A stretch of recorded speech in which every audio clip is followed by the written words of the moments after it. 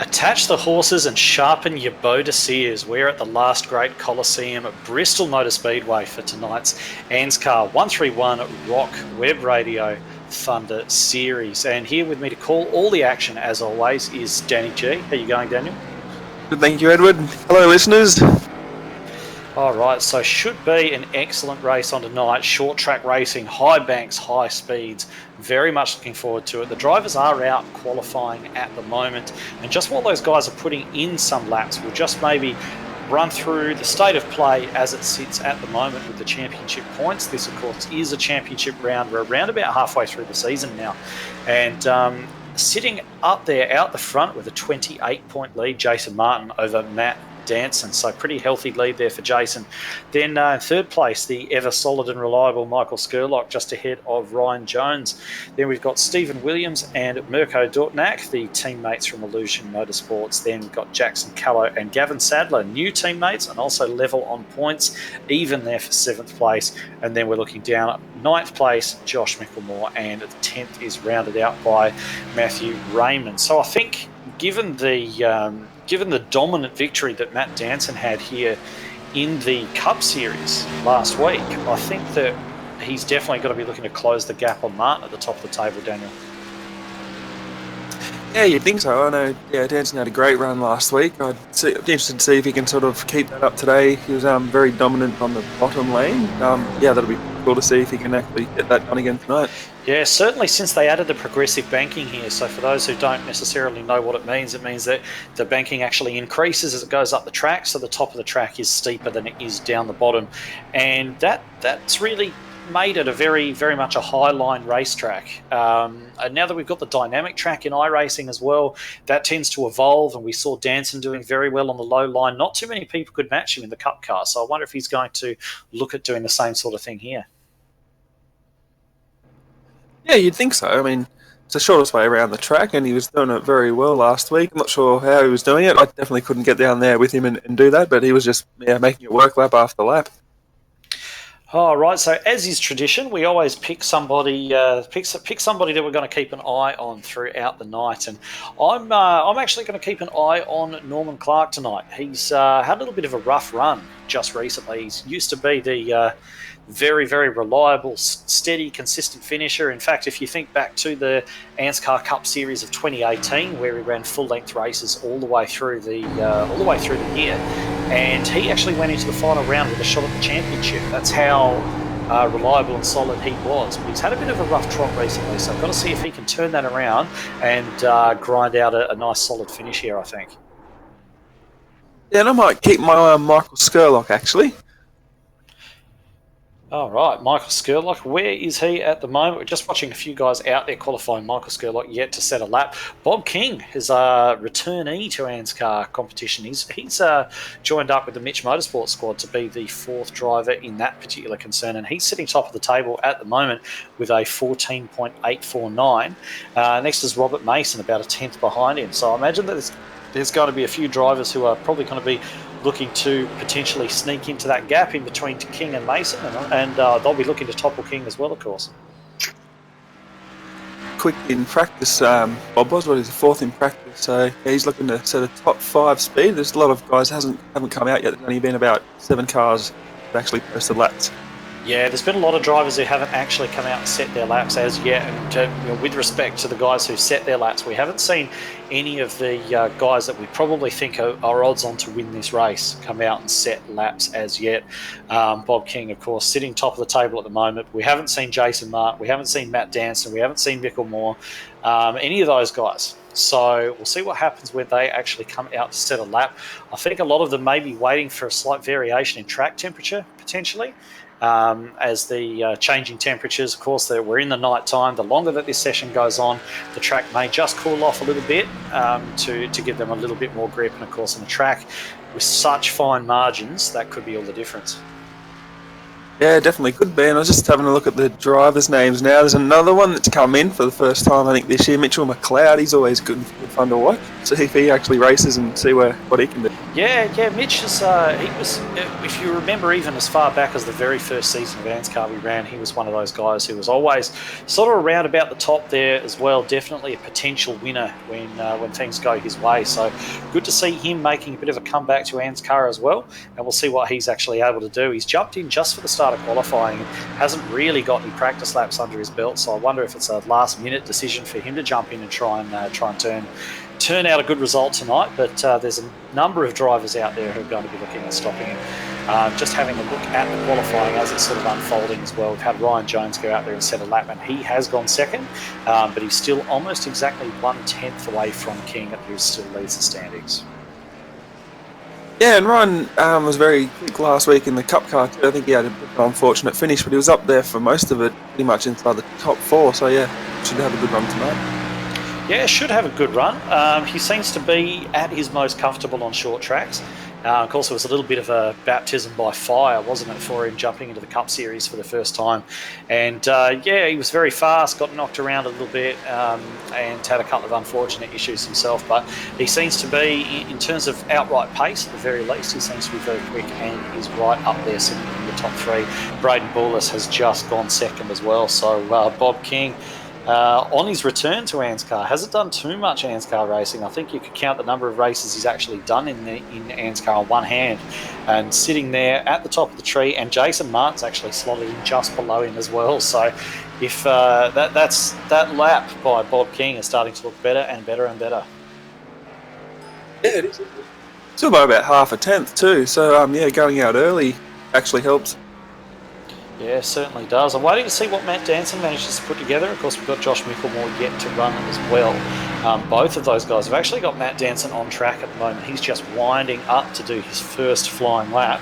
Crosses the line now, and he looks like he is sticking with that low line that served him so well in the Cup race.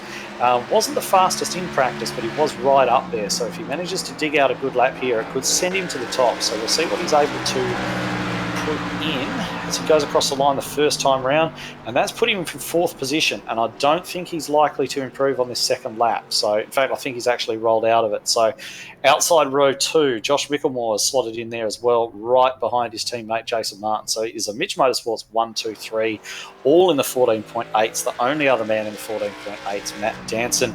Then looking back to Bullis, Jones, Mason and Doutnack at the moment. But a few guys out there to run, and we'll see if there's anything else that anybody has to topple that awesome lap there by Bob King.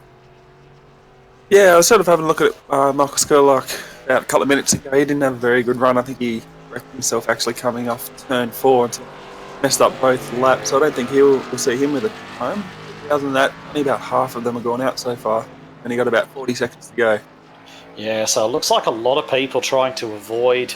I think a lot of guys are possibly thinking that there's going to be a lot of wrecks, being Bristol. But of course, with so many people deciding to start from the rear of the grid and stay out of trouble, they put themselves right in the mid-pack, a lot of them.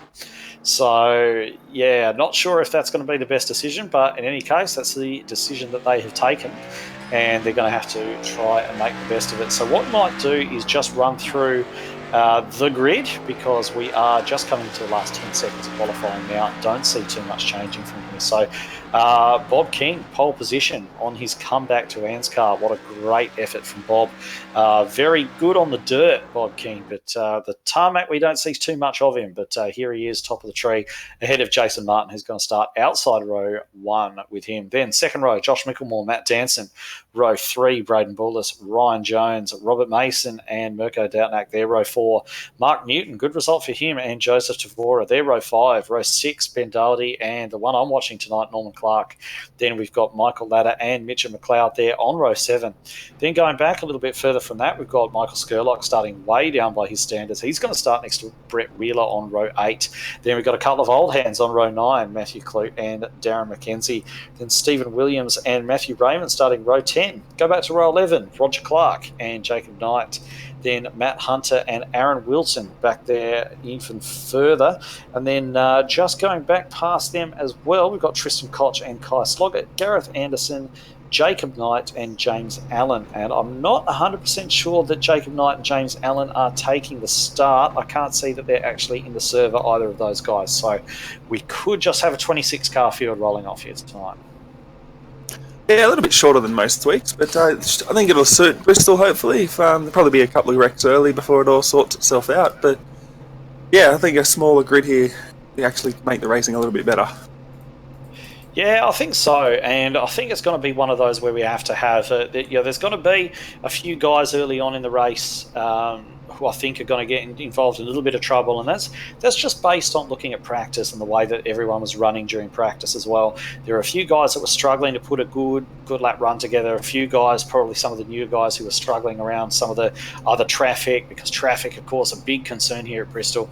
But it's going to be one of those races, I think, where anything can happen. It's anyone's race, this. Not necessarily the usual suspects that you see starting up there on the front three rows. I think there's going to be more than that, and we may even see a surprise winner tonight. Who knows?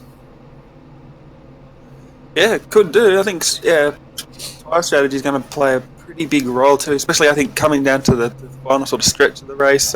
If you get those cautions at the end, if it goes green flag, I mean, passing is always pretty difficult here. Everyone tries to run that top lane, so yeah, if these guys can get the bottom lane going like Dance last week, that could make it interesting too. Yeah, I wonder if anyone's been really working on trying to copy what Danson was doing in the Cup Series, or whether it even works with this car. It seems to be working for him, but very few people seemed able to actually copy what he was doing. So it could well be a case of Danson just rolling around on that bottom line and just dispatching with everybody. We know how good he's been on his tyres and just how much of a purple patch he's in lately. So take a look at him, especially if the runs start to go for longer. We'll see him move forward, and of course Braden Ball is great on his tyres as well. Yeah, he is. I think those two are going to be much the ones to watch, but it's all about track position. So if these guys out the front, Itch Motorsports, in the top three, if they can just hold their track position through pit stops and that, yeah, they're going to be pretty difficult to pass too. Yeah, absolutely. It's one of those where it's almost like you can run a faster lap time pretty much anywhere on the track. You don't need to be around the outside, but when you're dicing with another car, the top line is definitely the place to be. That seemed to be the case during the Cup race. I think we're going to see a very similar sort of race here, but let's see how far we can get without the first caution. I think the nerves are going to get the better of a few guys, maybe further back in the pack, and we might have a wreck early. So we'll see what happens with the pit stops then, as that all shakes out as well. All right, so the pace car is in. Bob King goes early, and he's actually made sure to check right out and keep away from any kind of threat going into turn one. Everybody else, 2 by 2 by 2, just looking back a little way. Robert Mason just driving alongside Mirko there. They look like they've sorted themselves out. And Jason Martin actually way high and losing positions. They were 3 wide there for a second. I'm not sure if he got a piece of the wall, but he's dropped right back to P6. And everybody streets out in front of him. Yeah, he did collect the wall there. I think in turn 3 and 4 went up, touched that. Yeah, lose those positions. Doesn't look too bad. A little bit dented up, but should be. All right, so Bob King still leading in that Rowdy Burns number 51. It's very iconic NASCAR number, that one, not just from the movie. And then, of course, he's got his teammate Josh Whittemore right behind. But let's not forget Braden Bullis, the pro from the States, right in there in P3 and just ahead of Matt Danson. They all seem to be running single file relatively at the moment, certainly up the front. But Braden Bullis already putting a fair bit of pressure on that rear bumper of Josh Whittemore, looking like he wants by almost immediately. So it's a very aggressive start from him, and starting to gap Matt Danson a little bit. I can only imagine Danson's doing what Danson does, and he's just saving his tyres for the longer run. And we haven't had a caution yet, which I must admit somewhat surprises me.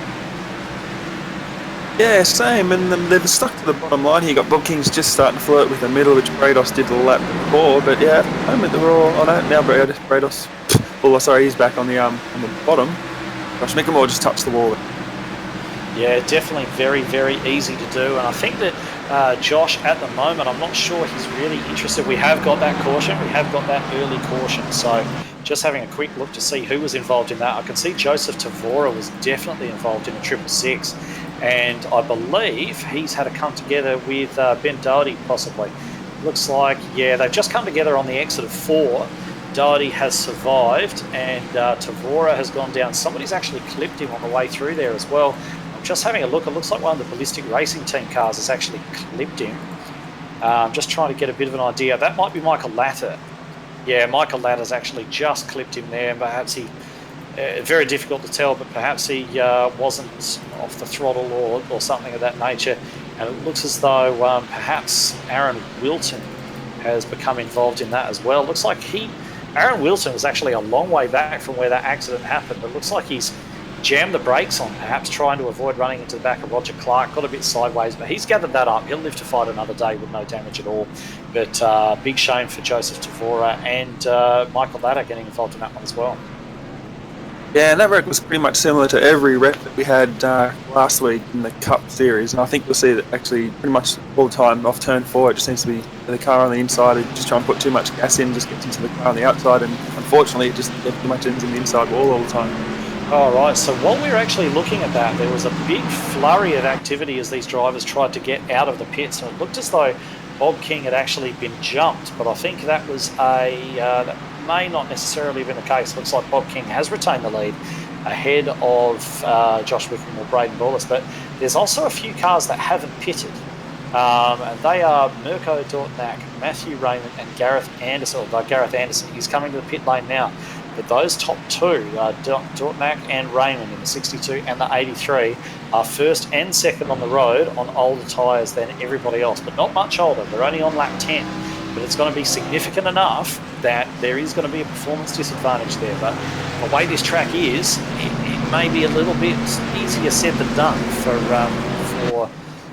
for anyone to get by. But as we say that, it looked like Dortnack was actually fading towards the pits there, but has come back out, so I'm not quite sure what's going on there. Yeah, I think he was just sort of faking it. Probably not a bad idea, actually. They only had about 7 laps, but I think they needed a lot more cars to sort of stick on that strategy, and if only 2 of them have stayed out, I think they're going to find themselves in trouble pretty early. Yeah, I'd say so, but he's going to pick up a point for leading a lap, isn't he? So that's another little bonus that goes along that some people who aren't that familiar with NASCAR scoring might not be aware of, is that you do get a point for leading a lap. You also get a point for pole position. You also get one for leading the most laps in the race as well. So that's a little point there in Mirko's pocket. We've seen that he can be a little bit different on strategies a lot of the time, and it does play in his favour.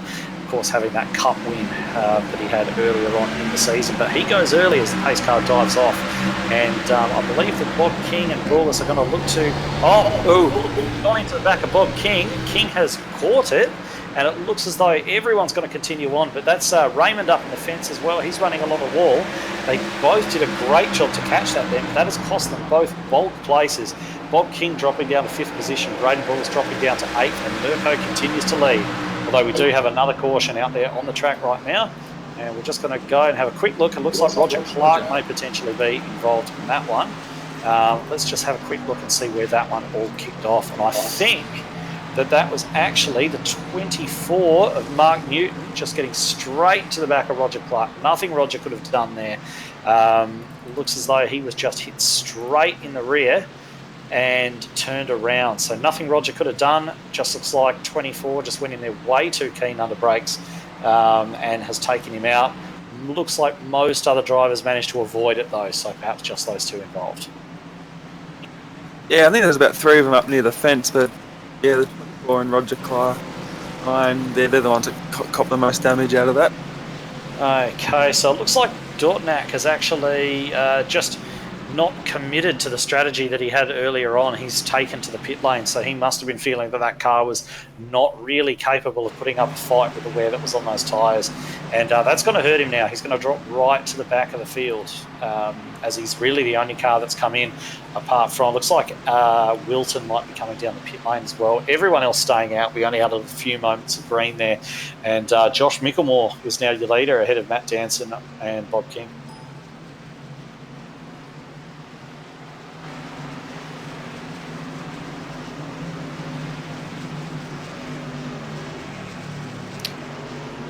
Well, it didn't take too long for sort of Danson to get up there. It was about 5th or 6th during that first run. Now he's all the way up to 2nd.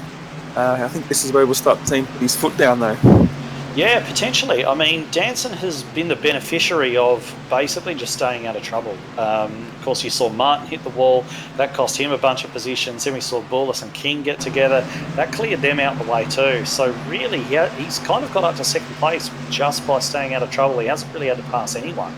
But he is going to be sitting there on the outside of row 1 for this restart. Micklemore's going to be taking them to the green flag. And of course, we've also got back there, we've got Ryan Jones just lurking back there in the 11. And I can actually see his teammate Gareth Anderson just hanging around up there. Gareth Anderson's 2 laps down, so perhaps he's waiting to take a lucky dog or something. I'm not sure why he's just sort of sitting there in the middle of the pack, but I guess time will tell. Looks like he's dropping to the rear now, potentially. Yeah, it looks like a bit of a strange one. Not sure what he's doing sitting there in the middle of the pack, but as we know, sometimes iRacing can be a little bit strange the way it deals out its instructions as far as the order that it wants people in and so on. And just a quick shout out to Darren McKenzie as well. He started 18th position. He's up in P6 at the moment. He's right up there, just ahead of Jason Martin. So I'm not sure if he has... Oh, he must have come to the lane, otherwise he'd be in front. So he certainly had a good run through the field to start this one off. We know how aggressive he can be, especially on new tyres. Very, very aggressive driver. Looks like he's taking advantage of that. His way right towards the front to back.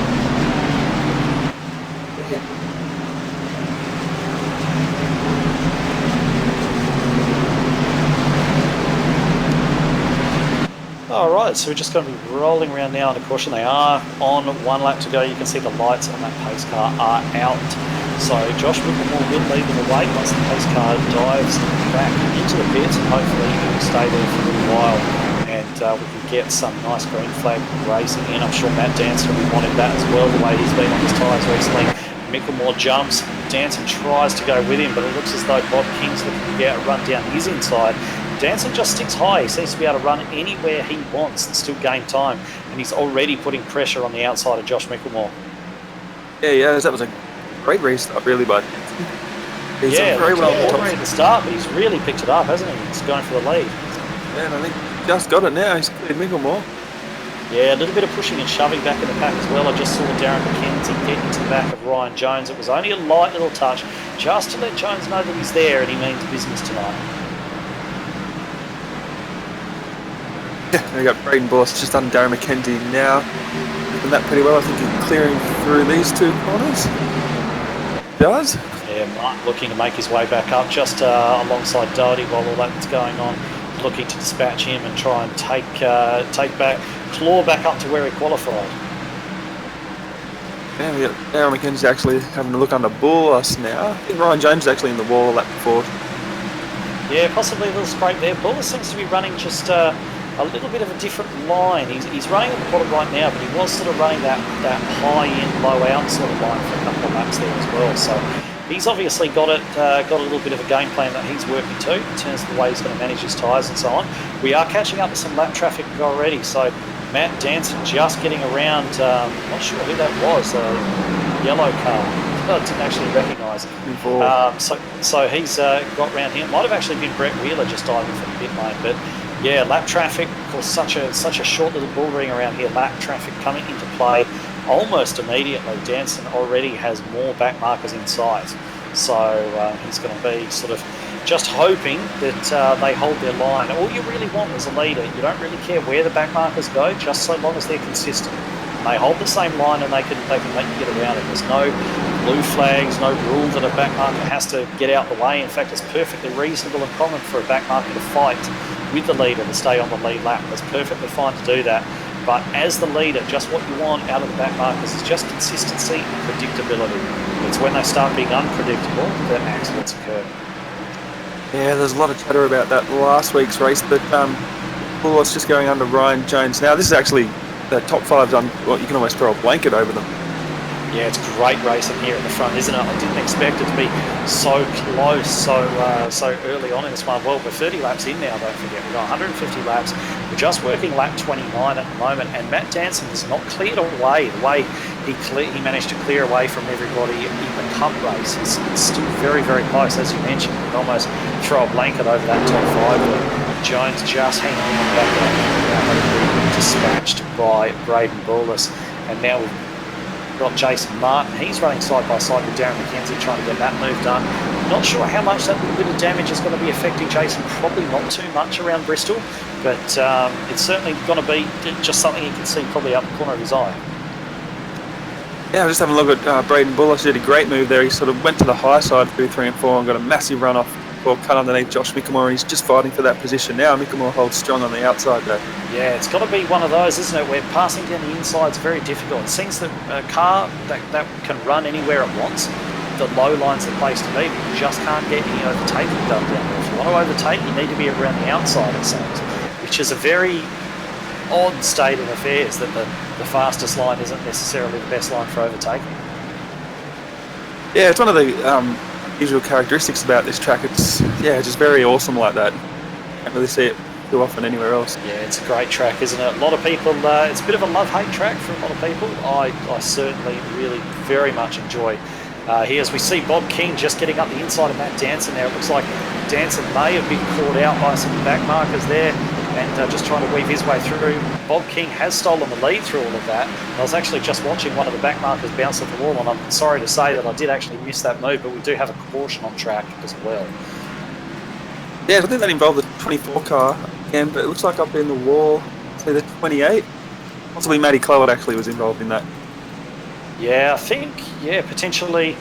I think, Brett Wheeler was there, and he was very slow. He'd allowed some back markers through, but he was really barely moving, and he's bounced off the top wall, and the rest of those cars, he's drifted back down the track into the middle of the track, and then Clute and his teammate in the 18, Robert Mason, they got together actually trying to avoid the 24. So the 24 was sort of, he bounced off the wall, and then he was just sort of dithering around in the middle of the track in really no man's land, and that crash happened from cars trying to avoid him, unfortunately.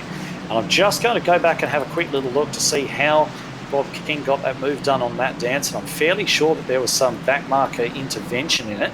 Bob King definitely got a great run out of turn 4, got down the inside of Matt Danson, and they sort of almost came together, but then Danson had to, it was the 24 again. Danson really had to back out of the throttle, put the brakes on, I think, to avoid the 24 that was right in the middle of the track, and that unfortunately has, unfortunately for Matt Danson, has led to him losing the lead. Yeah, it has. He's just got off pit road in second place, and Bullos in third. Bob King, I think, got off on there first. All right, it looks like as though everyone has come to the pit lane as well. I don't think there are any outliers trying to be clever on strategy and staying out. But I think that there's possibly going to be a few guys out there who may have a little bit to say to the 24 after that one, because it just seemed to be that, as we were just saying, we want the back markers to stay consistent, and he was sort of off the wall and up the top and down the bottom and in the middle of the track and going a good 50 to 100k slower than anybody else. So I think there's going to be a few drivers out there who might be a little bit displeased with that. Yeah, I'd say so. So it's him sort of taking out a couple of cars, just trying to avoid what he was doing on the track. Okay, so just watching a few pit stops try to cycle through. We actually had Stephen Williams just briefly getting scored in the #1 position. I've just seen him roll on the pit lane, so everything really is going to resume. It's pretty much as you were before the caution flag came out, so we're going to have Bob King leading from Matt Danson. Then Braden Bullis, Ryan Jones, Jason Martin, Josh Mickelmore, Darren McKenzie, Mitchell McLeod. He's the one I was just talking about, made his way up a long way. We did mention him before the start of the race. Ben Doherty and Michael Skurlock made his way up there as well. And that is your top 10 as they run at the moment. That is your top 10 as they will run away from the restart. And I'm really quite enthralled to see how this battle's going to turn out between Danson and King in particular. And just looking back to Bullis, and of course you've got Martin, Mickelmore, Jones in there as well. It's got, if we get some nice long green flag periods, especially towards the end of the race, I think it's going to be an absolute cracker. Yeah, it's shaping up that way at the moment. Bob King's definitely putting his foot down and keeping up there. I was really surprised, or not surprised, but happy to see during a couple of those runs, we haven't run too many green flag laps, but all of those lanes were available for use, and the guys were using it and getting some passes done. Yeah, I think that's definitely what NASCAR had in mind when they installed the progressive banking here. It's really working to a treat with this dynamic track, as you can pretty much run whatever line you want. So long as you run it well, you can generally be competitive. But anyway, we'll see how competitive everyone is going to be as we run around to the start again. Pace car pulls off. Bob King goes, leads Matt Danson for dead, but Bullis is coming up, comes up with him. Oh, look, yeah, King's gone around. Jason Martin's involved, Mackenzie, and he's bounced back onto the track. Everyone just managing to avoid him. And I must say, from first look, in fact, I'm going to reserve my judgment on that, because it looks as though Bullis has got down the inside of King, and King just didn't know about it. King did not think that Bullis was going to have his nose in there, and actually looks as though he turned down on Braden Bullis, and has caused that to go around. Just having another quick look at it, and yeah, definitely looks as though King has turned down onto the 01 of Bullis and spun into the path of the 21 of Jason Martin. Mackenzie getting tangled in that one as well. So that's a difficult one. That's unfortunate. Looks as though King just wasn't aware that Bullis was there. Yeah, and also, not too sure, I haven't got the volume up to see, but it looked like he might have gotten out of the throttle a little bit too to try and make the corner, and then just turned down. There's 3 cars involved in that. I thought it was going to be a lot more when I saw trying to go around. Yeah, it looked like it was going to be the mother and father of all accidents, but fortunately it really only looked as though there were about 3 cars involved in that one. And just, an accident in the lead on a restart, you almost expect that to take out a lot of people. But either way, looks as though only a couple have been done in by it. And we've just got the leaders rolling around. We might just take the opportunity to just give a quick recap. Looks like nobody pitting at the moment. So your top 10 we've already been through, just changed very slightly. So Bullis, Danson, Jones, Mickelmore, McLeod, Mackenzie, Doherty, Skurlock, Wilton and Sloggett there is your top 10. But looking back a little bit further, we've got Brett Wheeler, and I'm fairly sure that's Brett Wheeler who actually runs the Ultimate Dirt TV. Brett Wheeler. I could be wrong, but I believe that is actually him out there. He's running in 11th place at the moment. Then Norman Clark, the one I was watching, he's up there still in 12th position where he qualified. Then we've got Matt Hunter, Matthew Raymond, Mirko Doutnak, he's fighting his way back up. He's in 15th at the moment. Stephen Williams, Robert Mason, Tristan Koch, Jason Martin all the way back down to 19th. Bob King is there in 20th position. And then we've got Michael Ladder, Joseph Tafora, Roger Clark. Those are the last 2 cars on the lead lap. And then we're going back to Gareth Anderson, who's 1 lap down. And I believe that Matthew Clute is actually... I don't believe he's actually still remains in the race, but one driver who is in the race, he's 14 laps down, Mark Newton in the 24th, just rolling around at the back of the pack, trying to pull some points. Yeah, so while I say that, he's actually just driven into the end of the pit wall. So not having a good night tonight at 24. No, he's definitely not. So that took out a couple of good cars out up there, so let's mix things up. Ryan Jones now third place. We'll see what he can stick his nose up there and see what he can do. Yeah, certainly. I mean, he's been very fast, hasn't he? But hasn't really been given too much of an opportunity yet to show what he can do in terms of tyre life. We know the 2 that are on the front row are very, very good on their tyres.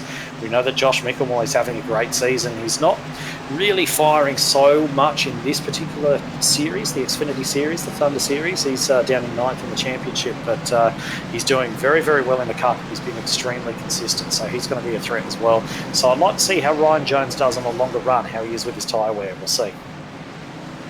And Mitchell McLeod up place now, so it didn't take him too long to sort of get up there. And he'll show some racing. No, he's done well. Alright, so we are rolling around just under caution, just about to finish. Pace car just about to duck off, and then the field is going to be under the control of Braden Bullis, who goes, and I believe he probably would have been communicating with Matt Danson there possibly to orchestrate that start, but Danson just falling in behind, and it looks as though Mickelmore hanging around the outside of Ryan Jones, trying to get that move done. It looks like he probably will for the position he's in right there. Indeed, he does. Slots down just in front of Ryan Jones and says that 3rd place is mine. Slots right down in front of him. Then we've got Mitchell McLeod, who's sort of running that high line as well. We've got Skurlock out there very high, just making contact with the wall. Mackenzie trying to have a little bit of a look down the inside of McLeod as well. Very difficult to pass on the inside. Doddy in there as well. So, I think Mackenzie just got a piece of the wall as well. That slowed him up. Skurlock going down the inside. Going to be very hard. You're not going to get that done down there, Michael, I don't think, unless Mackenzie goes into the wall again. But I think he's just put a couple of wheels on the apron there too. That's going to cost him some speed. So, I think that we're going to see Mackenzie just extend out the front, take that position, although he seems to have got a bit of a wobble on in the middle of the track. He's got a very poor exit there from the last turn, and he's coming under all kinds of pressure from Skurlock and all the guys behind them, and that's just allowing the front few to just skip away. Oh, and 313's up into the wall. Kept it though. He's remained green. He's lost a lot of positions. Who was that, sorry? Ben Doherty. Ben Doherty, okay, catching a little piece of the wall, so he's dropped back a little way. It looks as though he's just slotting in there behind Brett Wheeler, who looked like he was just having a little bit of a nibble at the back of Aaron Wilton. This is classic short track racing here, guys. Everybody just banging panels and getting their tyres into the side of each other, into the doors and everything like that. People rubbing up against the wall. This is what short track racing is all about. How can you possibly not like it? Jason Martin looking to find his way back through there as well. We've got, looks as though we've got Doherty and Wheeler side by side. Stephen Williams right in there behind them as well. And the leaders are getting a little bit strung out, but there's a huge battle going on, and Jason Martin's in the middle of this. He doesn't want even really a piece of it. He's working on the back of Matt Hunter at the moment, and I think he would rather the cars around him were a little bit more strung out to give him a bit of an opportunity to just not suffer any more damage if possible. He's carrying a fair bit, and he was up into the wall again a couple of laps ago. I think 98, Stephen Williams was just up in the wall. Jason Martin closed up behind him. Yeah, that car doesn't look very good at the front end. And especially speaking of cars that weren't looking too good, it looks as though Mark Newton in the 24 was sitting 22 laps down, and he has finally taken that car behind the wall and will play no further part this evening, I don't believe. Yeah, a bit of a rough night there for the 24, but he'll live to fight another day out of this one tonight, unfortunately. But plenty of drivers still in, and looking back at the front, Braden Bullis is just clearing out. He's got a 1.8 second lead over Matt Danson, looking at lapping cars already. But Nickelmore's actually got around Danson, second place there. Certainly has. Good move to get around Matt Danson there. So who knows if Danson's playing the tyre game or if Micklemore's got genuine pace at this stage of the race, but he's gone right around Danson, and it looks as though he's going to be focusing now on trying to run down that gap to Braden Bullis and see what he can do about it. Yeah, he's got about 2 seconds to do it. I'd say Josh got a bit of a fire in his belly, probably watching his teammates sort of get wrecked up the front there, so probably try and get up there and race Braden Bullis pretty hard. He's actually taken a tenth or just over a tenth off that lap. Yeah, I think if he looks back at it again, I think he'd struggle to blame anybody other than his teammate for that particular wreck. But who knows what it actually looked like from his point of view. But either way, he's going to be looking to win this race. And I think I'm right in saying, I could be wrong, and I apologise to Josh if I am wrong. But I think from memory, the only race he has won this year so far is the Daytona 500 at the very beginning. Has he won another one since? In the Thunder series? Actually, I think he got wrecked out of that one. No, I'm talking about the Cup Series. Cup Series. Cup Series, he won the Daytona 500, but I know he hasn't won again in the Cup Series, but I don't know if he's actually picked up any wins in this series, that's right. I don't believe so. No, he might be on for one. So he's coming around anyway to lap Gareth Anderson and try and bring that gap into Braden Bullis, and he has done, actually. He's brought that gap down to 1.3 seconds. Was out around 1.8, and of course there is traffic sort of causing a little bit of that, but he's got good pace, if nothing else, Josh Walker at the moment. Yeah, he does. He's taken 4 tenths, almost half a second off. Just have a look at this lap time. He was in a bit of traffic there. He just drops another. Braden Bullis getting away now. All right, so just looking a little bit further back in the pack, I've just seen Jason Martin go around the outside of Aaron Wilton, but he's also gone straight into the outside wall.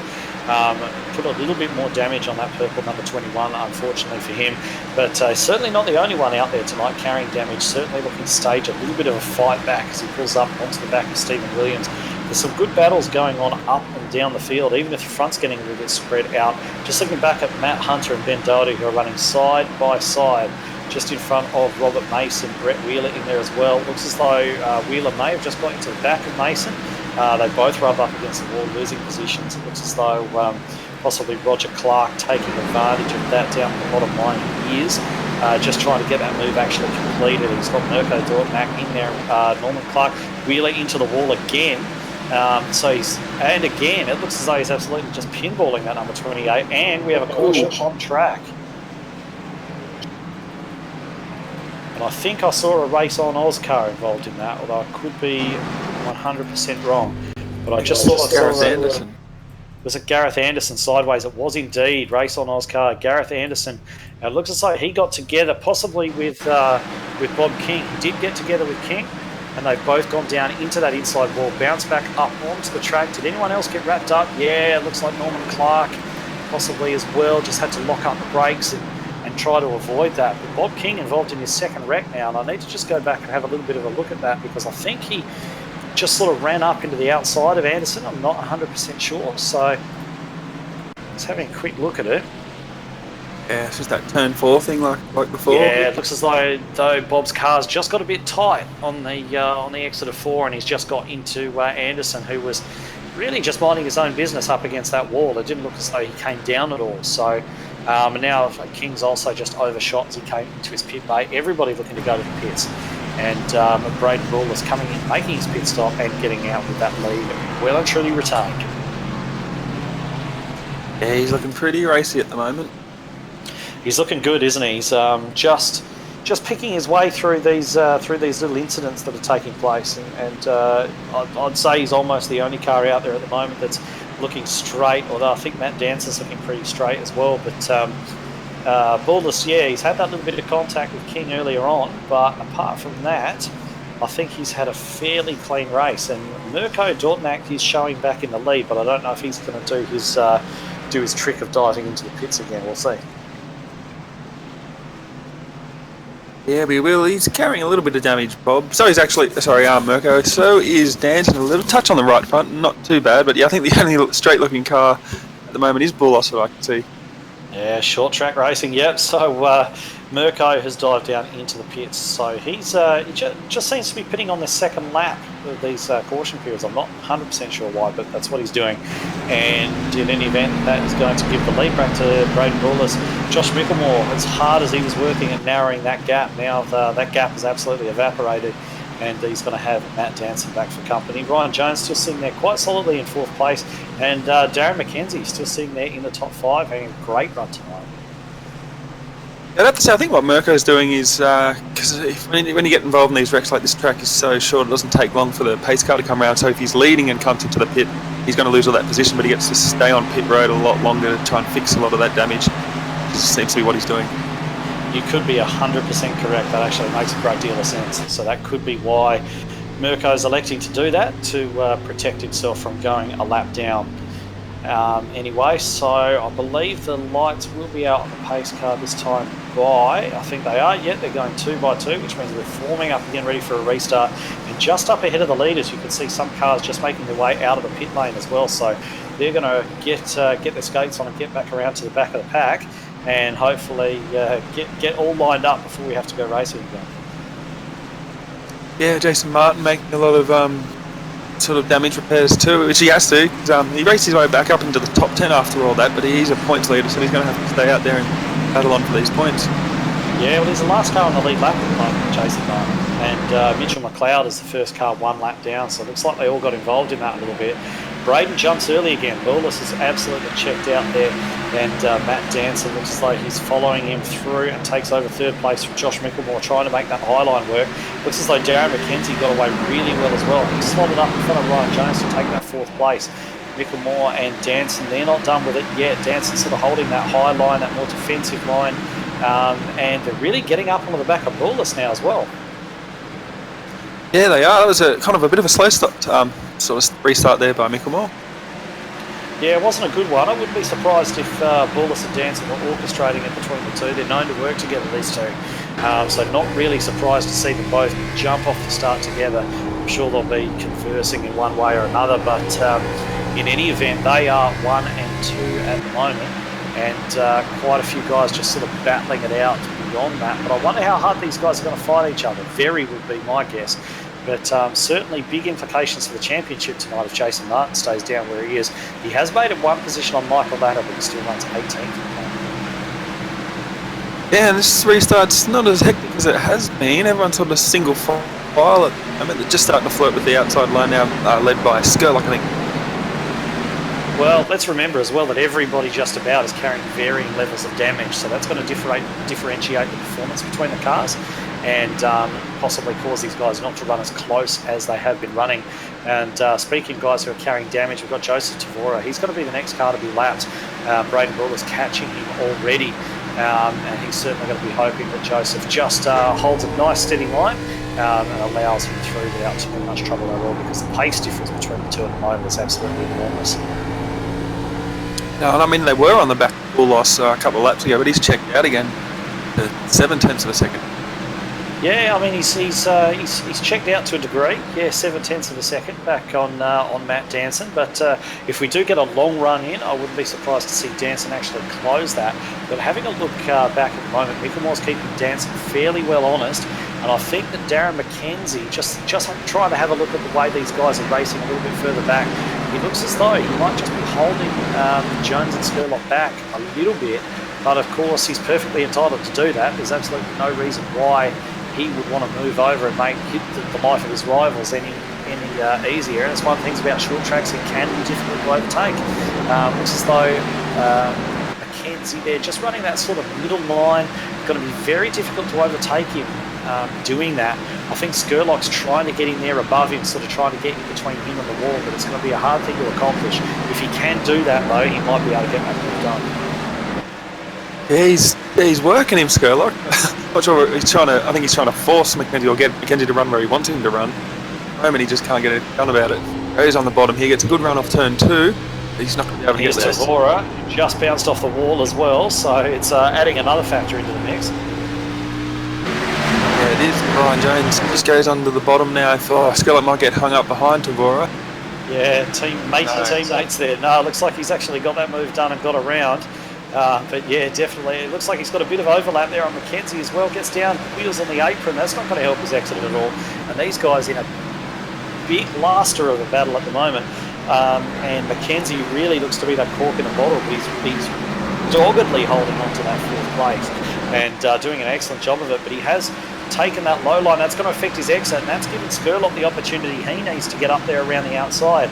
But Skurlock, did he get the wall there? He must have got mighty close, but he's got that move done. It looks as though McKenzie just gave him that little bit of opportunity by running low, and Skurlock did not need a second invitation. We'll see if McKenzie has learned from that and defends a little bit harder against Jones and Sloggett behind, or whether the same thing happens again. So Jones running to the inside of McKenzie, runs up the track, but he's got that move done down the bottom, and we haven't seen too many passes down the bottom tonight, but that's been done as well. It doesn't seem to matter where McKenzie runs, he's going to be losing positions to these guys. Yeah, that's right. A couple of laps ago, I know Jones gave a big punt up into the back of McKenzie. You can see McKenzie's car's a little bit damaged there, but he's got that job done. Looks like Kai Sloggett in the 8s trying to get around him. All right, just looking at Matt Danson and Josh Micklemore, they were side by side there for a moment as well. So it looks as though at the moment Matt Danson not really running on the pace that Micklemore wants to run, and really looking to try and get. He's just looking for any kind of opening, but Danson's knows where to defend the line. He knows where to run to stop Micklemore being able to get by him, and that's exactly what he's doing. He's doing what he has to do, and he's keeping that rear bumper right in front of Josh Micklemore. And of course, you can try and get around on left or right, but you can't drive through him. Okay, that's right, actually. I think Micklemore caught the bit of the safer barrier going into turn 1. His right front's a little bit damaged now, but it kind of looks like Danson's just looking at his rearview mirror at the moment and putting his car right in front of Micklemore. Yeah, he's driving by his mirrors, isn't he? Yeah, they managed to make their way around the 43 of Tristan Koch there, so that's a little bit of a sigh of relief for the pair of them. But they're absolutely going hammer and tongs, and of course what this is doing is just allowing Braden Bullis to just stroke away just easily up the front of the field and just build that gap. It's out to nearly 3 seconds while these guys are just fighting on. And it looks as though I've just seen some tyre marks across the track, but and some tyre smoke, but we haven't seen a caution, so we'll just stay with this battle for second place because I don't like our chances of actually going back and finding out what happened there. No, sorry, I just thought I saw Jason Martin up there, but no, he's still mired back there in traffic. Yeah, he's having a bit of a rough run tonight. He's made a few more positions. He's back up to P14. He's got to be working on Mirko Dortmund next, and then he's got Matt Hunter and Roger Clark in front of him. Roger Clark having a fairly solid night there as well, just outside the top 10. And the way this race is going wouldn't put it past him to actually make it up into that top 10 position. So good run tonight for his new team, Wedgetail Motorsport. Yeah, Roger was involved in one of the earlier accidents. He's got a touch of rear end damage, but other than that, car looks pretty straight. Yeah, the results are showing. I think we'll see him up in the top 10 soon. Yeah, it'll be good to see him get a nice solid run in. But in the meantime, these two are still just battling for second place. It really doesn't appear. I mean, Josh Mickelmore looks like he's got a pace advantage there in that number 31 Chevy, but it doesn't appear as though he's really able to use any of that pace to get by Matt Danson. Matt Danson just placing the car exactly where he needs to be. He's quite an intelligent bloke, Matt, and he's just doing what he needs to do to keep Josh Mickelmore behind, using the traffic to block off. So Mickelmore trying to get a run down the inside. Of course, that's very difficult to do. We've already talked about how hard that is to do. And it looks as though Matt Danson only too happy to let him have the bottom because he knows he's going to have the advantage on the outside.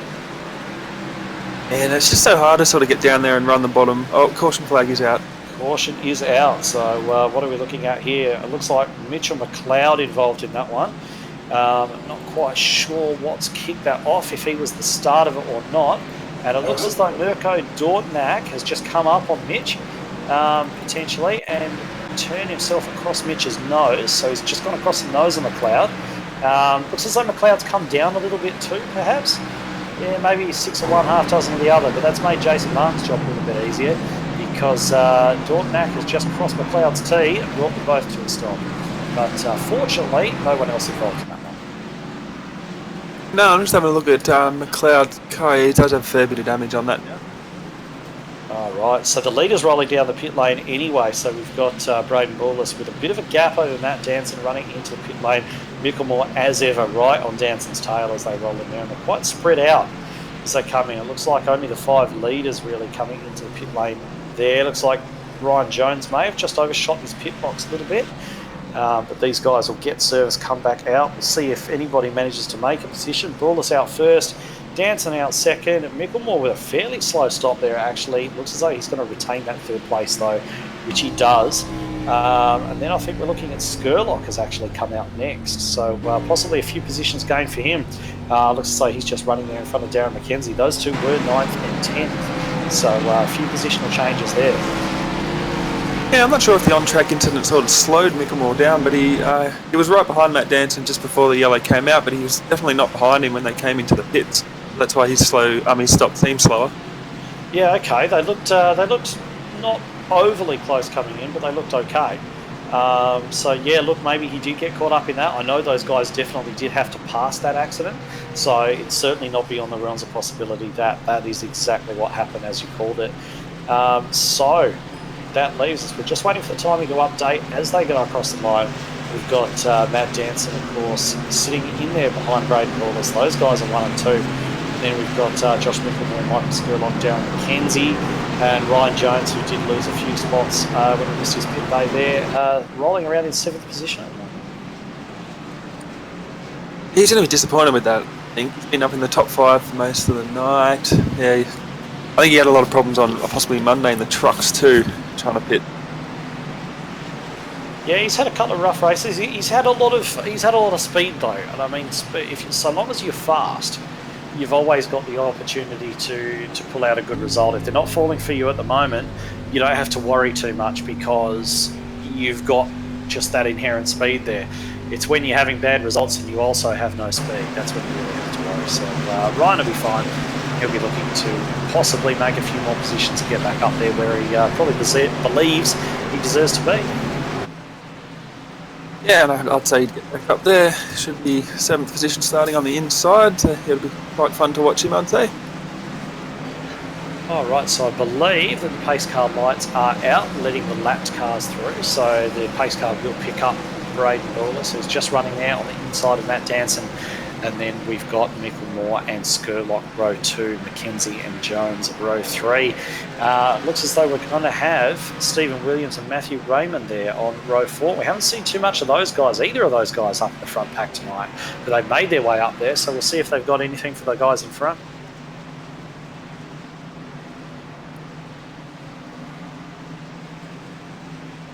Just about to go green now. I think pace car's off. Bullis has gone. Him and Danson have gone pretty well together. Mickelmore stays in 3rd, although he's got Skurlock on the outside heading into turn.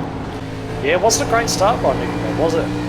But he looks as though he's really got off the turn well and maybe maybe just able to consolidate that third place, get up there ahead of Skurlock, who really had his eyes on that third position.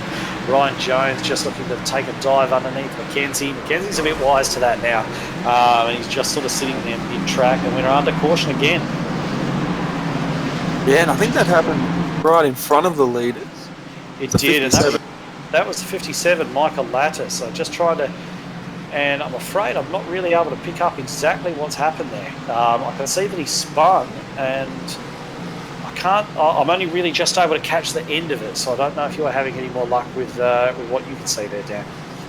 No, to me the car seems to be blinking in and out, and then I can just see him into the wall on the backstretch and then into the inside wall.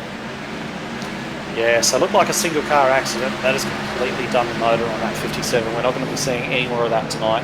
That car is done. I think they'll probably wind up taking that one behind the wall. At the moment, this is sort of helping out the damaged cars. They're sort of all coming in now, getting their damage repaired. Jason Martin's one of them on pit road now. Some repairs done. Yeah, probably not a bad idea. He's going to drop a few spots, but he's only going to drop a couple. Yeah, there's only about 5 spots between him and the last car on the lead lap, which is Brett Wheeler at the moment.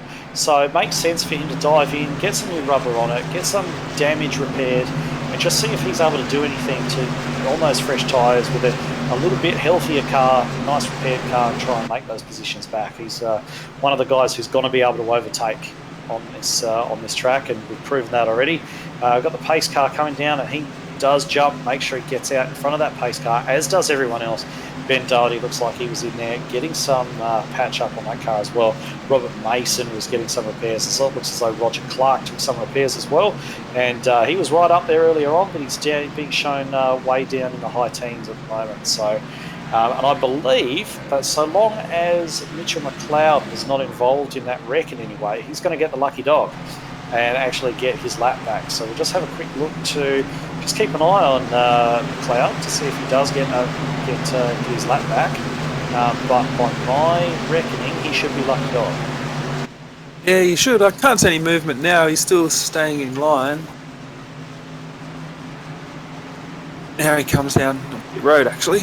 Yeah, it looks like he's rolling down the pits. So we'll see if he does get that lap back anyway. We'll keep an eye on the timing screens to see if his name pops up on the lead lap once again, and that will put Tristan Koch as the next car.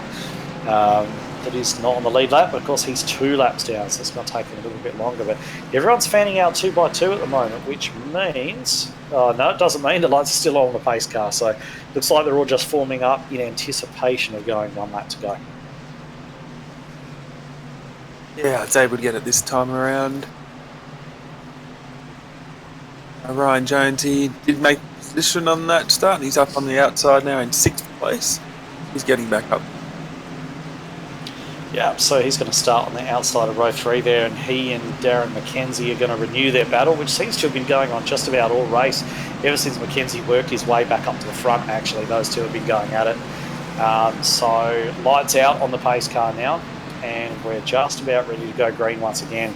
Hopefully everyone can get themselves just sorted out. Looks like there's a little bit of kerfuffle back there, just getting the order sorted out. I think maybe Norman Clark was just trying to redress something. He's being told to let someone by. But in any case, we're just about to see the pace car dive in, and then of course Bullis is going to lead them away, and expect to see another orchestrated start between him and Danson. Yeah, we'll see if Mickelmore can actually get away this time. He doesn't, or he does, but yeah, they've gapped him again. Yeah, they're definitely orchestrating the starts between the two of them. They went at exactly the same time. And Danson just hanging there on the outside of Bullis now, and we know that's the best spot for overtaking, so can Matt Danson get this done? Bullis keeps the throttle buried to try and make that bottom line work. That's something you can only really do on fresh tyres.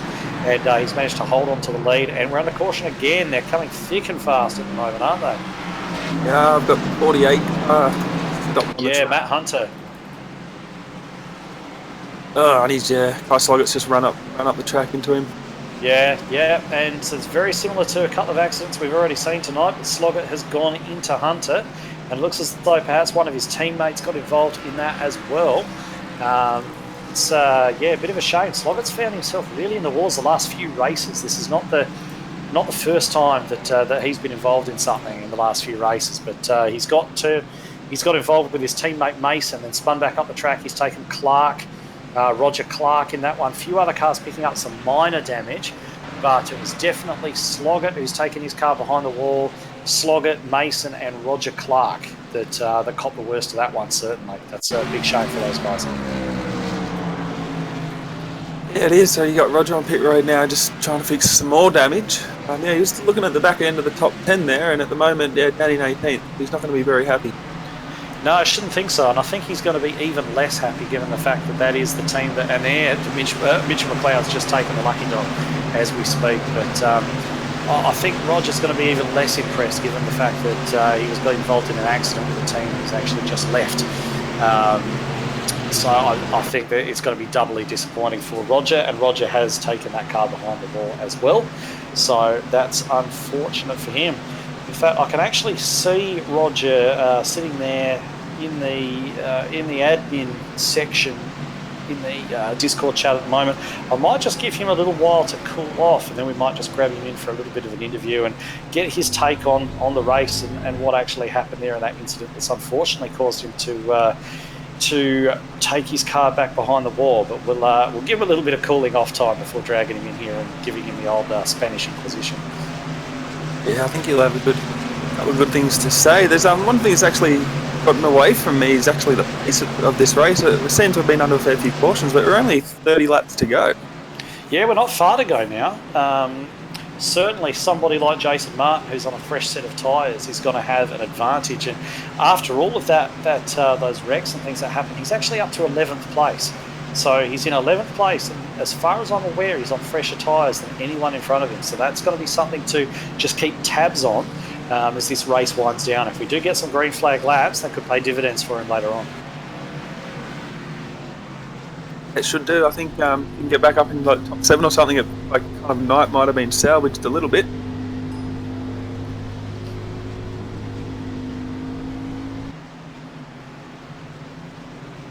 So it looks as though Robert Mason actually pitted at the same time as Jason Martin.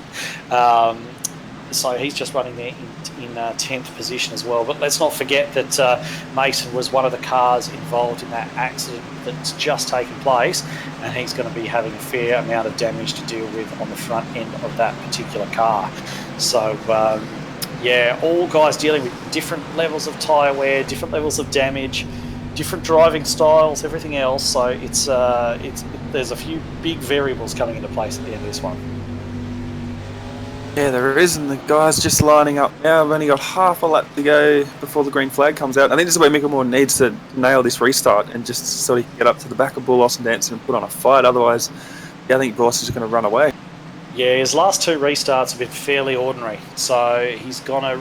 and Danson's gone way early. That one did not work at all as far as the orchestration of it. This is the opportunity for Josh Mickelmore to get down that inside and get it done. It looks like he's not going to be able to take advantage of it, but Danson went way early, had to get on the brakes so he didn't get a penalty. It wasn't the outside. You're not allowed to pass the line before the leader, and he very nearly did, and that was Micklemore's opportunity to get that move done. He hasn't done it, and he's going to be kicking himself, and he's already going defensive, going high, going defensive. But looking at the front here, we've got the 0-1 and the 30 running very, very close together, and it's definitely on for the lead at the moment. Yeah, it is. It was good to see that restart. I think Mickelmore tried to guess it and jumped a little bit early, and that's why Bulos sort of didn't get into it.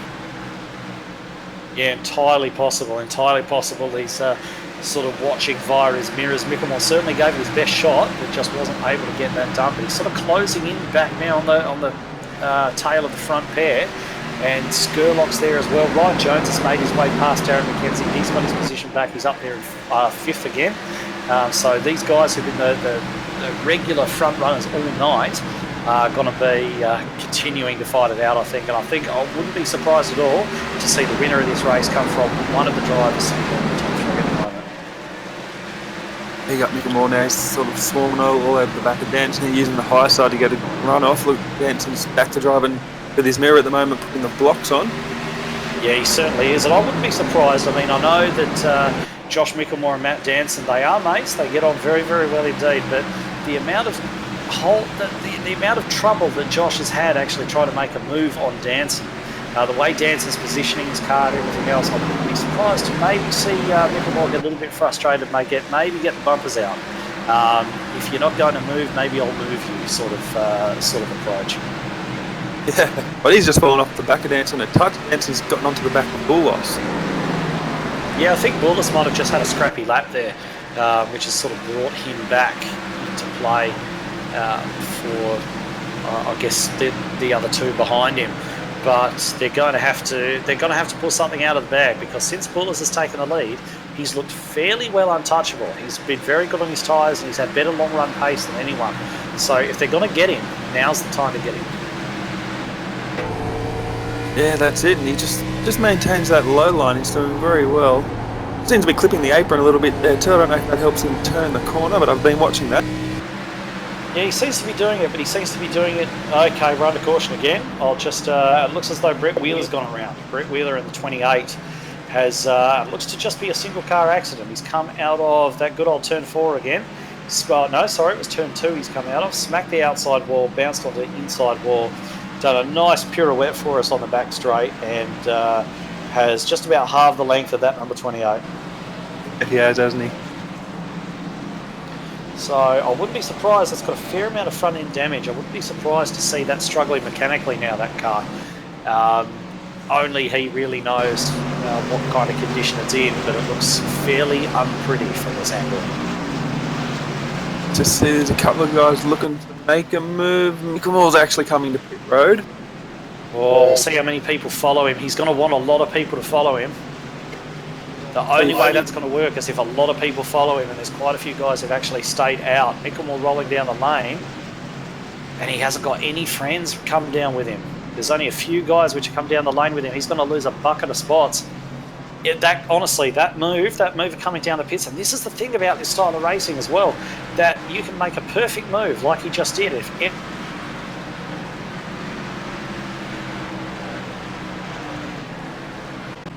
Yeah, I think we've just lost Edward's mic there. But yeah, he didn't get too many friends coming down. I know at least 4 or 5 stayed out. I think Jason Martin's having a look now, but I think he'll stay up there because he's going to try and get as many points out of this as he can.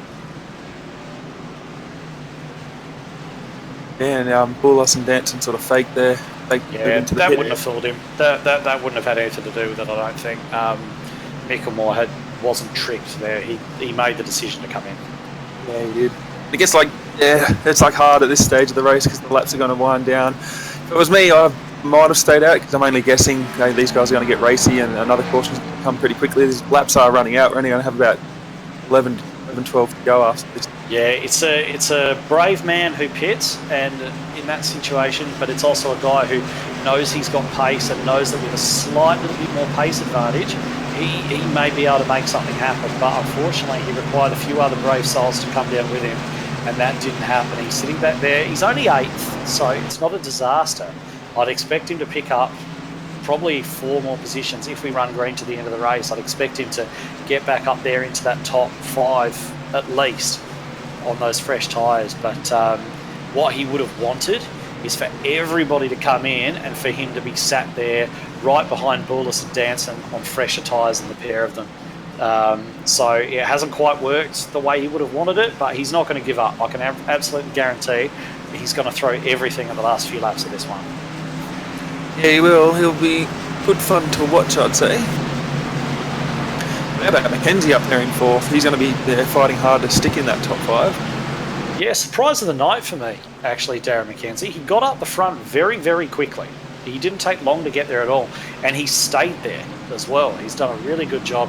And just while we're talking in that vein, Matthew Raymond's done a great job as well to get up from 20th position into P5. He's been fairly quiet. Haven't seen too much of him, but he's right up there. And those two are having a fantastic night, and I'd hate to see it all go wrong for them now. But these races quite often have a little sting in the tail, so hopefully those two boys can stay out of trouble. Yeah, I've got a feeling this is going to be pretty hectic. I think they're going to get the green flag on lap 138. So yeah, 12 laps. 12 laps. How many green are we going to get? Are we going to get one more caution before the end? Are we going to finish under caution? Who knows, but we're about to find out. So Braden Bulos about to lead them away again. The pace car ducks in. And I don't think there was too much communication between he and Danson that time. Bulos has definitely got a really good jump there. And it looks as though Darren McKenzie trying to get a move done around the outside of Ryan Jones. And if he can hang on around the outside, history has shown that after a couple of laps, that high line is going to be the place to be. And he might be on for P3 here, Darren McKenzie.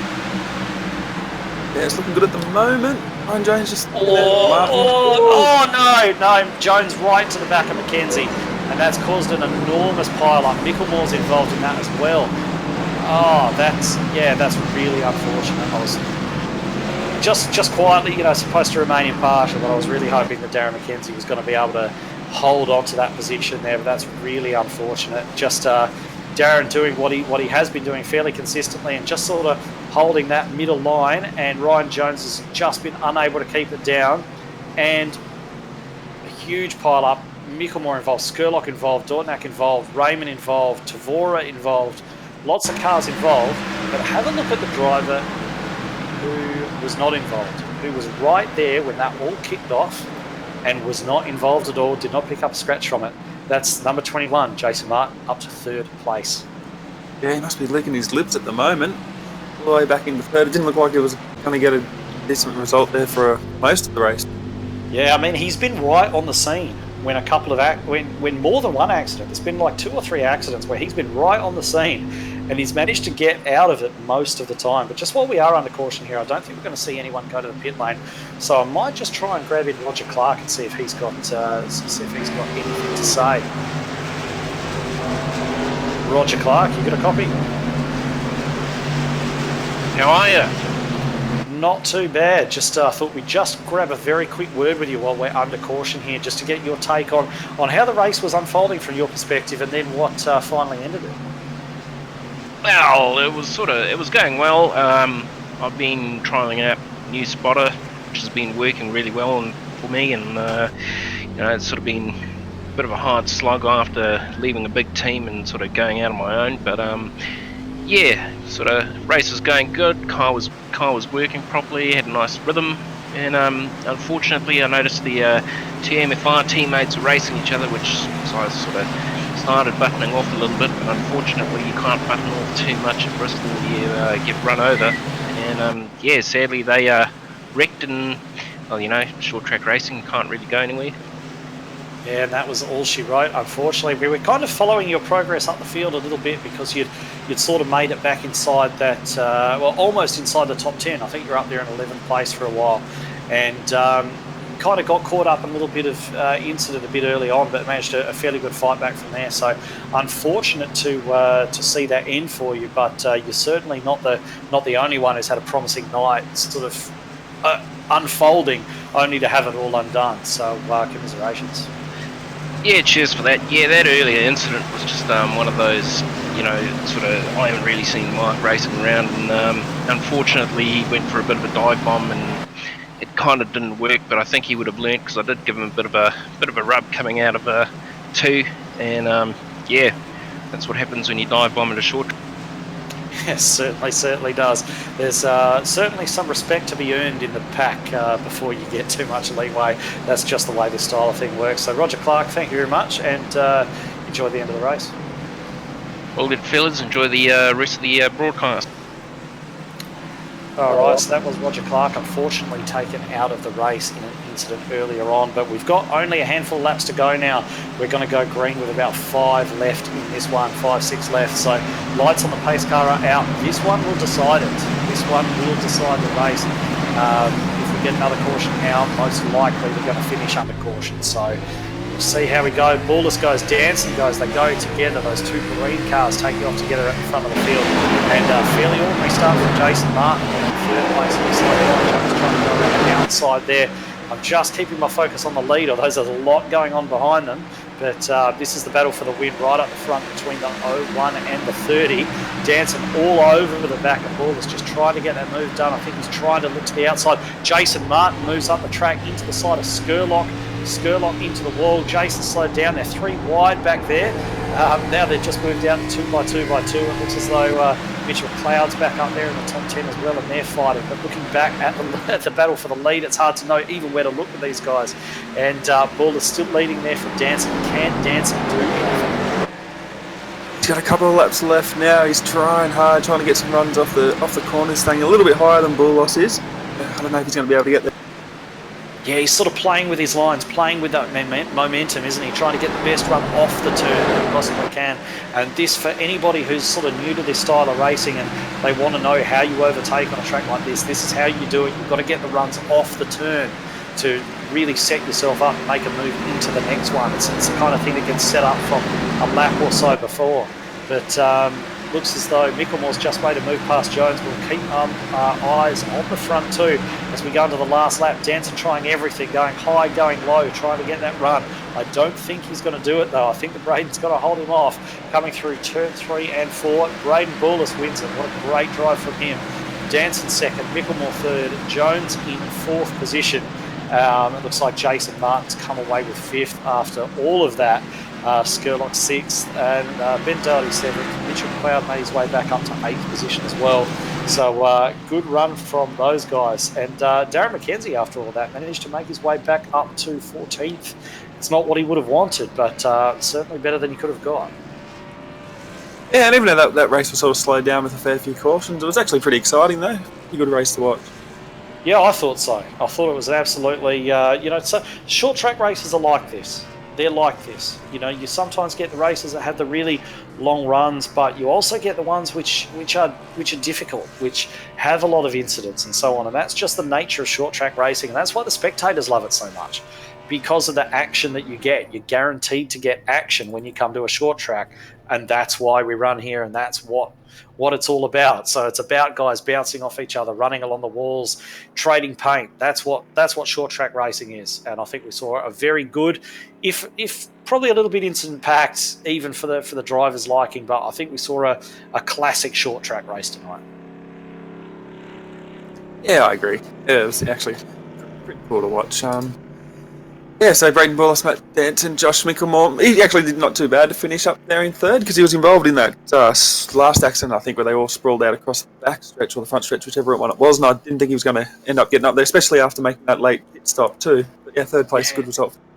Yeah, his car took a really hard hit, a very hard hit. So to get back up there to third place is an awesome effort. It's very, very well done. But we've got a few guys sat there in the green room at the moment. And what we might do is grab in our second place getter, Matt Danson. And Daniel, if you'd like to do the honours and have a chat to our runner-up. Sure. Matt Danton, Danny G up in the broadcast booth, mate. How are you doing tonight? Not too bad, guys. Yourselves? Yeah, not too bad. It was actually a pretty fun race to watch. It went by really quickly. I was surprised with that. How did your night end up? It was all right. Pretty disappointing. I thought I was going to get my third last lap, pass in a row, but yeah, I didn't work out what I was doing until really late in the race, which wasn't ideal. So after that last pit stop, I sort of finally got a hang of what I was doing and went back to my, form from the cup race and started reeling Braden, and I felt like I had something for him, and just kind of ran out of time, I guess. Too many cautions and different things, but.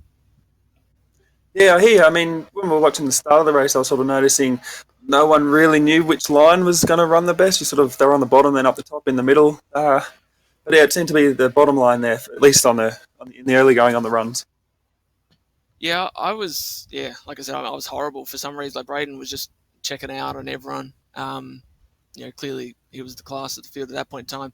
And then I had Josh. He was all over me, and I was just sort of in his way, really. I was slow. I was really bad, and then thankfully I got my act together towards the end. I think the bottom was definitely the way to go. It's just a matter of it's really difficult, and if you miss the line, then you're cactus.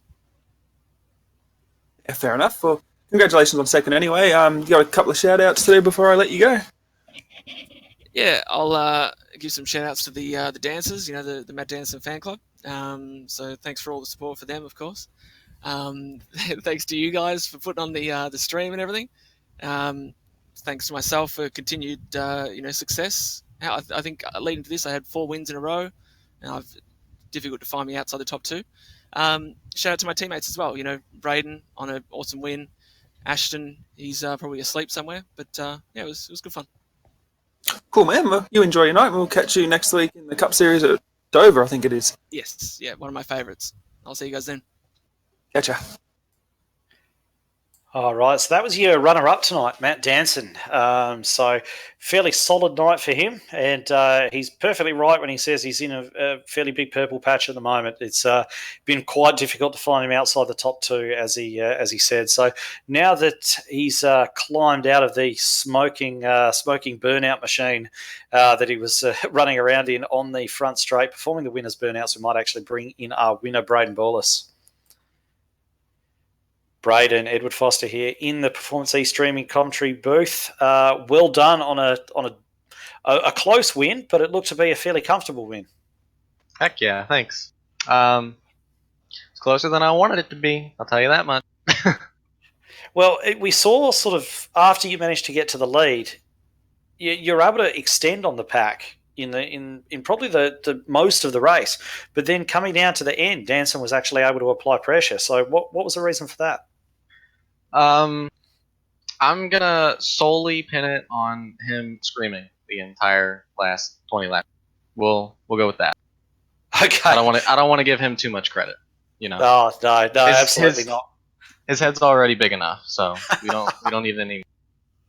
Yeah, well, anyway, nice victory. I just wanted to actually have a bit of a chat as well about the incident with Bob King. Of course, King was leading earlier on, and you were sort of on looking down his inside, and you made contact. Just talk us through that. Yeah, I don't think I jumped the restart, at least from my point of view. I don't think I did. I mean, I guess I could go back and look at it, and maybe I am wrong. Yeah, just had a run there and decided to take it. And man, those things happen. I don't feel like it was my fault. I mean, I think it just happens. Two guys Short going track, for mate, one racing lane. deal. Exactly. That's what I'm saying.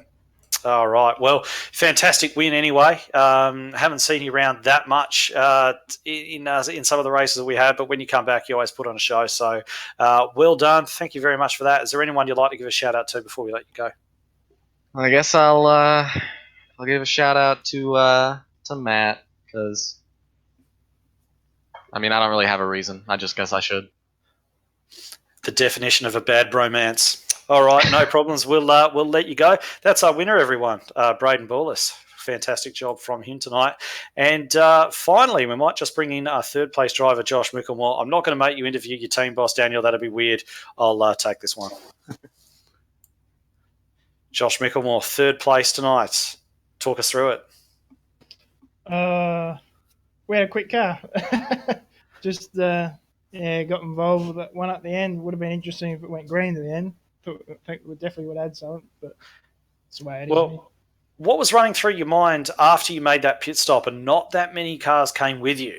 We were kind of thinking and saying at the time that you would have been hoping that the majority of the field that was behind you actually followed you into the pits to give you a clear shot at Danson and Borlas in front of you in the closing laps, but that didn't quite happen. So what were your thoughts at that stage? Well, if I stayed out, it's hard to pass, and myself, Braden and Matt, we all had similar speed, really. So it would have been pretty hard to get around them, as it was hard to pass again anyway. So, but I thought, give myself a chance and just bite the bullet and pit and see how it went and hope it goes green to the end. But yeah, still come up to third. So. Yeah, I mean, we saw you sort of back in the pack around about, come out of the pits around about 7th or 8th or somewhere around there. And then when that big wreck happened right at the end, it looked as though you took a fairly heavy impact to the front of your car. Did that affect too much, or was it not as bad as it looked? Because you managed to still get up to third place. Yeah, it was pretty tight center of the corners and that. But other than that, wasn't too bad. A little bit of speed down the straights, but not too bad. But yeah, it was just tight, really. Yeah, great job anyway to get from where you were involved in that last wreck right back up to a top 3 finish. So awesome work. Before we let you go, is there anyone you'd like to give a shout out to? It's you boys for ANZCAR and all the work you guys do, putting the league on. Appreciate it a lot. BK Designs, Bob's jumped on board and doing a few races now. He's got a bit of speed, and it's good to see. And all the other Jace, Daniel, boys at Mitch Motorsports, and also Mum and Dad if they're watching the stream. hello. And that's about it. G'day, Mr. and Mrs. Micklemore. So thanks very much, Josh. Congratulations on the third place, and we'll see you next time out in the Cup car, I'm sure. Yeah, no, we'll try and get that lead extended next week. All right, so Josh Micklemore there, your third place getter tonight. So I guess it'll be a good time, Daniel, now just to possibly run through our complete finishing order before we actually wrap up the broadcast for tonight after what has been, as I said, a really classic short track race, I think. So Braden Bullis, as we mentioned, taking out the victory. Matt Danson second, Josh Micklemore third, the three boys we just heard from. Then Ryan Jones, Jason Martin getting back up there to fifth place. Michael Skurlock, Ben Doherty, Mitchell McLeod, big couple of recovery drives from him. He was a lap down at one point, don't forget. Then we've got Stephen Williams, Matthew Raymond, Robert Mason, after getting involved in a couple of scrapes, still managed to come away with P11. Then Norman Clark started 12th, finished 12th. Action-packed race, but if you look at it that way, it looks as though it's fairly steady for him. And then Matt Hunter, Darren McKenzie, after getting hit, unfortunately, in that right in the closing stages, when he was right up there looking at potentially getting into the top three. And then we have Brett Wheeler, Mirko Doutnak, Tristan Koch, Joseph Tavora, Aaron Wilton, Michael Latter, and now we're down into the retirements. Kai Sloggett, Roger Clark, Gareth Anderson, Bob King, Matthew Clute, Mark Newton, and of course Jacob Knight and James Allen did not actually start the race. So closing thoughts, Daniel?